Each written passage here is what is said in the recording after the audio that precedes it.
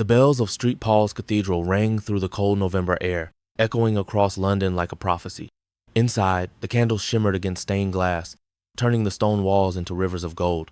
Nobles from two kingdoms whispered among themselves, their voices trembling between curiosity and disbelief. At the center of it all stood a child. She was 6 years old. Her crown slipped every few steps, and the weight of the silk gown seemed to swallow her whole. She was too young to understand what the word times, queen times, truly meant, but old enough to know that this was no game. This was duty, a duty she never chose. Her name was Isabelle of France, the youngest daughter of a mad king and an ambitious queen. She was about to marry a man more than 4 times her age, King Richard II of England. To the court, it was a victory. To history, it was a contract signed in innocence and sealed in silence. People called it diplomacy, alliance, even civilization. But in truth, it was something far darker, a ritual where peace was bought with the life of a child. And beneath the glitter of gold and velvet, behind every vow and smile, there hid a question that would haunt Europe for centuries. How could a world that called itself civilized commit such cruelty in the name of order? The story of Isabelle is not just the story of one girl. It is the story of a system that devoured its children and crowned its monsters. Isabelle was born on November 9th, 1389, within the walls of the Louvre Palace. Her first cry came not in peace but in chaos. Outside her chamber, her father, King Charles VI of France, was in the grip of one of his terrifying delusions. He believed his body was made of glass and that a single touch could shatter him into pieces. Guards were ordered to keep their distance. Servants whispered that the king hid from the wind, terrified that even a breeze could break him. France, one of the most powerful kingdoms in Europe, was ruled by a man imprisoned in his own mind. In the shadow of his madness, another power rose, Queen Isabelle of Bavaria. Sharp, ambitious, and pragmatic, she learned to use her husband's illness as a tool. Each time the king's reason faltered, she tightened her grip on the court. Ministers, gold, alliances all bent toward her will. To Isabelle, her children were not heirs to love, but assets on a board she intended to win. For young Isabelle, childhood never truly began. Her nursery smelled not of milk and laughter, but of parchment and perfume. Every day was a lesson in control. She was taught to bow before she could read, to smile on command, to never cry in front of courtiers. Her playthings were miniature thrones and chessboards, reminders that she was not meant to play, only to perform.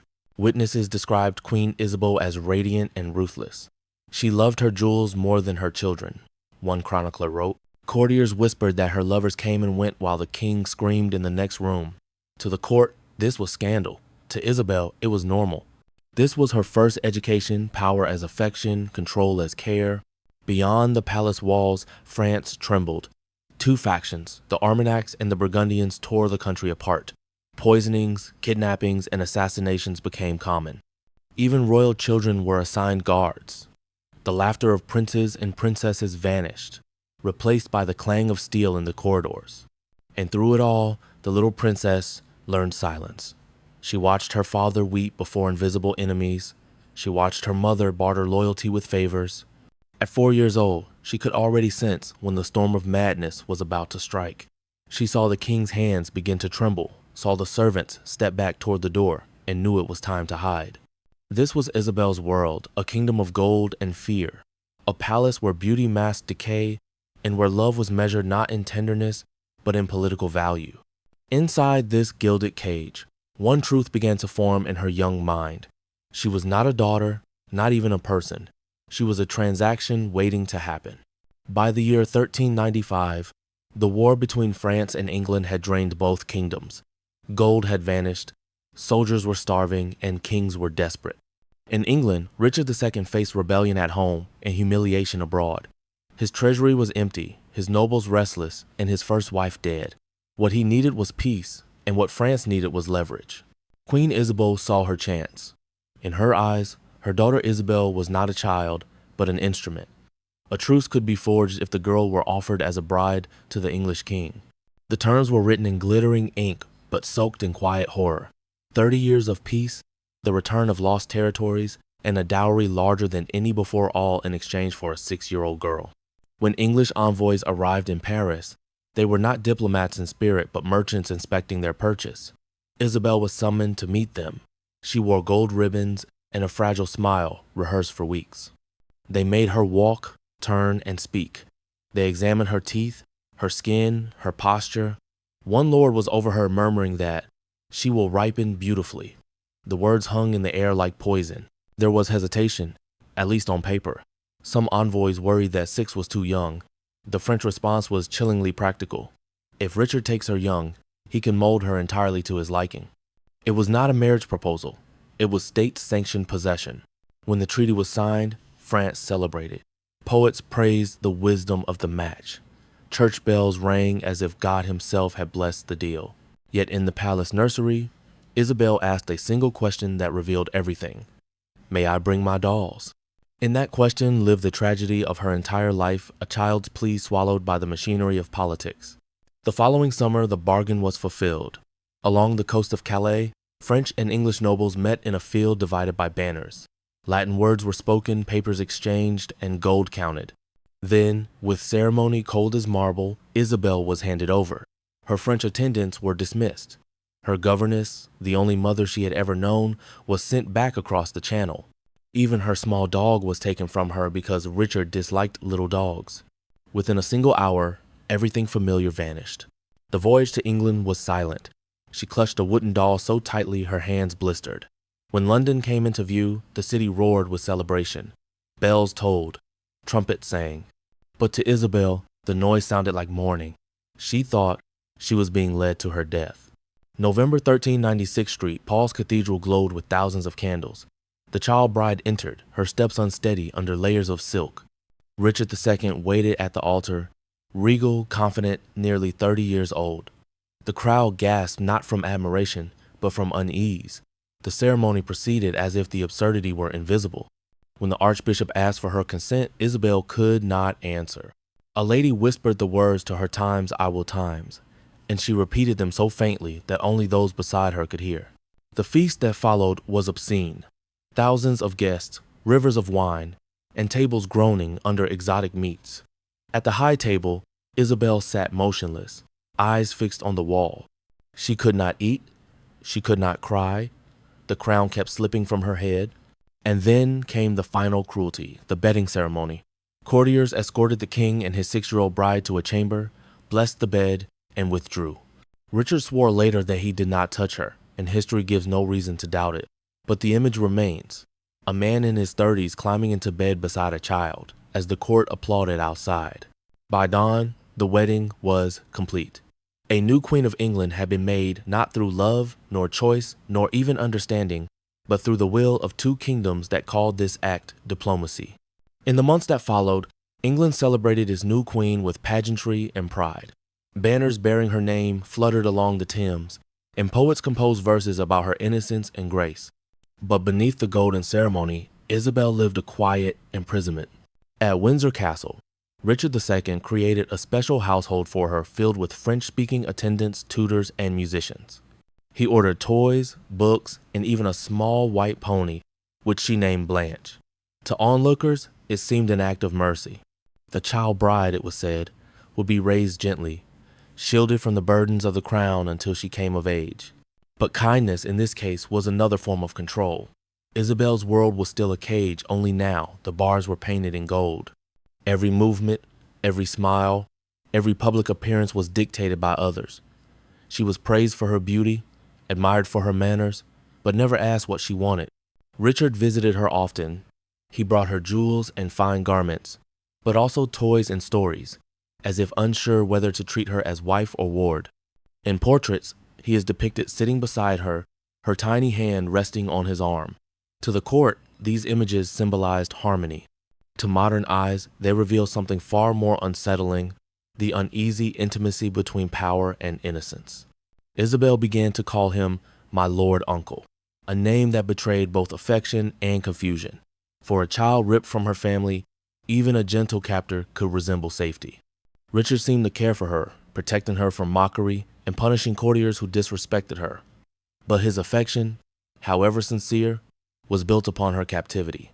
A kind jailer is still a jailer. As years passed, Isabelle grew into a quiet, graceful presence at court. She spoke both French and English, learned courtly dances, and recited verses before visiting dignitaries. Yet when the halls emptied, she would play with her dolls, whispering to them in French so she wouldn't forget her voice. At night, she woke from nightmares and cried for a father she would never see again. Then, in 1399, everything changed.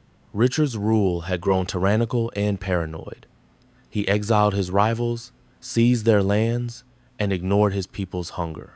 When one of those rivals, Henry Bolingbroke, raised an army and returned to England, the kingdom turned against its king overnight.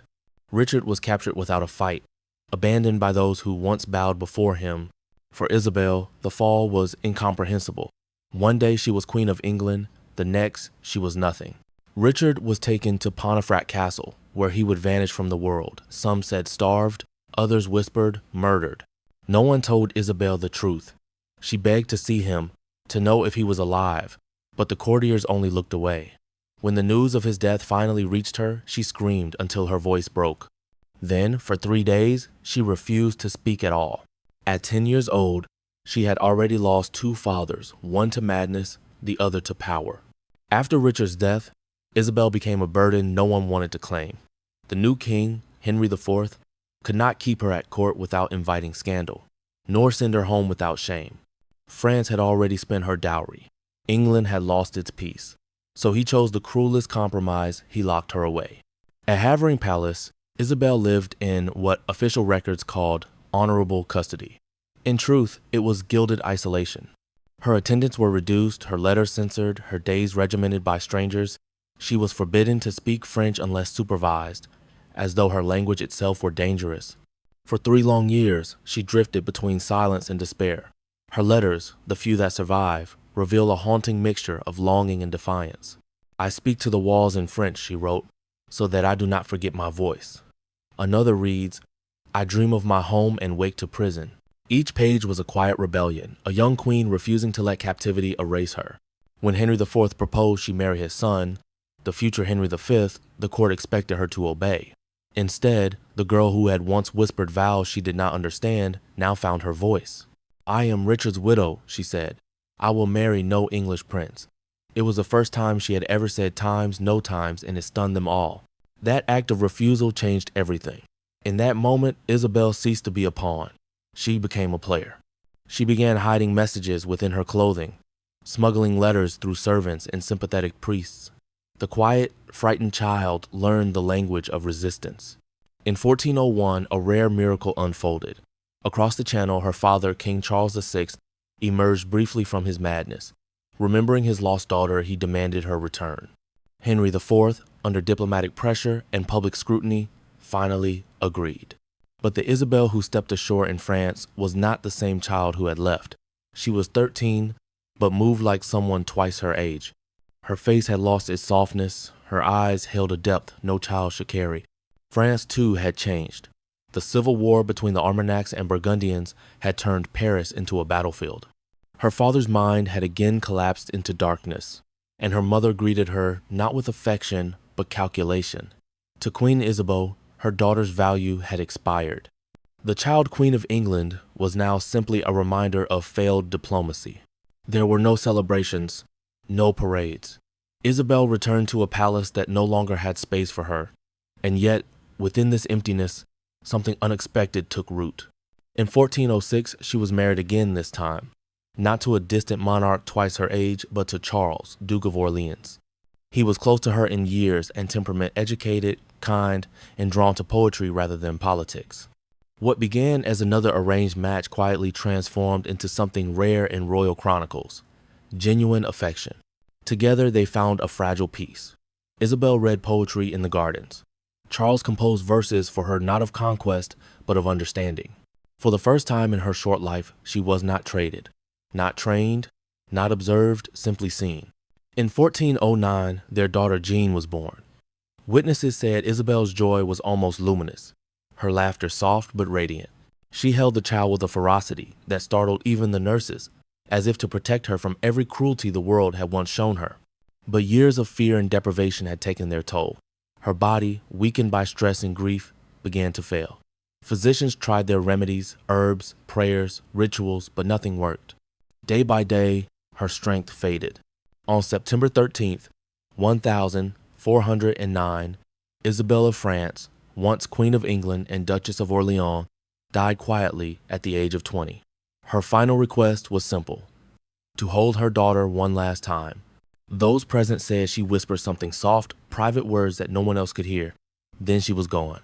The record of Isabelle's death occupies only 3 lines in the royal archives of France. It notes her name, her titles, and the date, nothing more. No mention of her pain, her endurance, or the quiet rebellion that once made a king tremble. A life that had been measured in treaties and alliances was ended with bureaucratic indifference. Her tomb bore the words times Queen of England, Duchess of Orleans, asterisk. Yet it concealed the truth of who she was, a child sacrificed at the altar of diplomacy. History, written by the victors, tried to forget her, but fragments of her story survived: letters, diary notes, treasury ledgers, pieces of evidence that refused to stay silent. When we read them today, we see more than a tragic tale of one young queen. We see the reflection of an age that called itself times civilized asterisk, yet masked cruelty in ceremony and dressed violence in velvet. In Isabelle's lifetime, the great courts of Europe prided themselves on culture, faith, and refinement. But beneath that splendor lay a brutal truth: the machinery of power demanded innocent lives to keep turning. Isabelle's suffering was not an accident, it was a system. A system that told kings their greed was divine, that told mothers their ambition was duty, and that told little girls they were gifts to be given, not souls to be cherished. She was 6 when she was sold for peace, 10 when she was imprisoned for politics, and 20 when her body finally gave out. Between those years, she lived every form of captivity that power can create: political, emotional, and spiritual. Yet in the end, she found something that those who ruled her never did: the courage to say no, and the grace to love despite it all. Her story forces us to ask a question that echoes far beyond the 14th century. What does it mean to be civilized? Is it the art and architecture, the rituals and alliances, or is it the ability to protect those who cannot protect themselves? Through Isabelle, history reveals a truth that still matters: progress without compassion is only a more elegant form of barbarism. She will never be remembered for the war she stopped or the treaties she signed, but she deserves to be remembered for what she endured, for being a mirror that reflected the cruelty of her age. When we think of her, we should not imagine a queen in silk, but a little girl clutching her dolls, asking a question that no one answered, asterisk. May I bring them with me? Asterisk. Because in that single question lives the weight of every innocent life taken by power and the voice of a civilization that forgot its own humanity.